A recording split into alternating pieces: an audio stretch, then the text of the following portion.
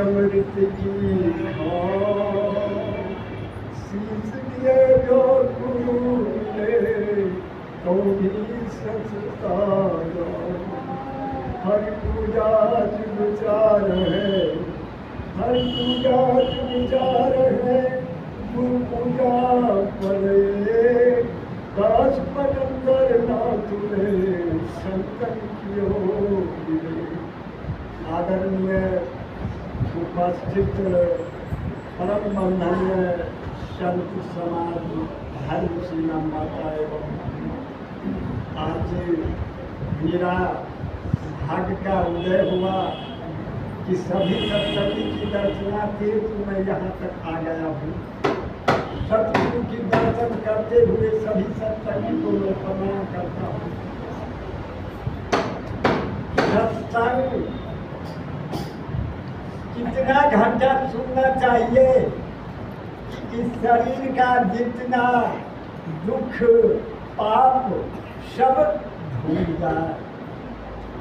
कितना घंटा सत्संग सुने या सत्संग करने से इस शरीर का पूरे पाप भूल जाए। गोस्वामी तुलसीदास ने कहा है, एको घड़ी आधो में पूजा तुलसी संगत साध के हरो करो अपराध। सत्संगियों तुलसीदास कह रहे हैं 1 घंटा आधा घंटा उससे कम और उससे कम सत्संग करना चाहिए, तभी यह शरीर का जितना कष्ट है मन का विकार है सब दूर हो जाता है। इस संसार में मनुष्य से सबसे गलती हो जाते हैं और उस गलती को सत्संग में जब तक नहीं आएंगे तब तक उनका शरीर का गलती जो नहीं दूर होगा। इसलिए सत्संग सुनना चाहिए। कबीर साहब ने कहा है, चोरी जारी वेश्यावृत्ति का होने के लिए पुण्य पाई नर देवो छीटो खोर। सत्संगियों शाह कबीर कहते हैं कि यह शरीर में जितना बुराई है सबको त्याग दे, क्योंकि यह शरीर बहुत पुण्य करने के बाद यह शरीर मिलता है, ऐसे नहीं मिलता है। गोस्वामी तुलसीदास ने कहा है, बिना सत्संग विवेक न होई राम कृपा बिनु सुलभ न होई। भक्ति करते रहिए, जब तक राम का कृपा नहीं होगा तब तक यह सुलभ नहीं होगा। फिर कबीर साहब कह रहे हैं, यह काया तुम्हारी नहीं है, माया कहाँ से हो, इन दोनों को खोलिए गुरु की चरण ध्यान धरिए। क्योंकि यह शरीर आपका नहीं है तो माया कहाँ से होगा।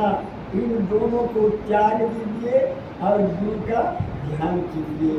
संसार में जितना मनुष्य है सबको ज्ञान चाहिए।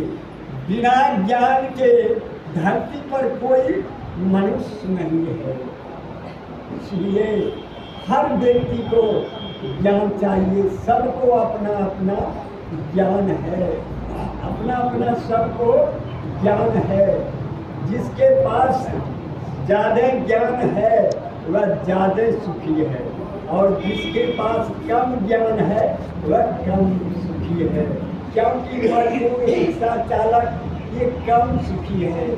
बड़े बड़े पोस्ट वाला राष्ट्रपति प्रधानमंत्री वीडियो सीओ यह बुद्धि में बहुत बड़ा है, इसलिए वह बहुत सुखी है।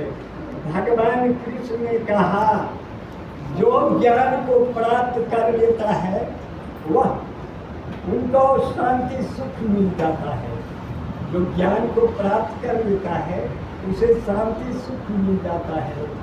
भगवान कृष्ण ने कहा, प्रभु वह कौन सा ज्ञान है कि लोग प्राप्त करने से परम सुख को प्राप्त करेंगे।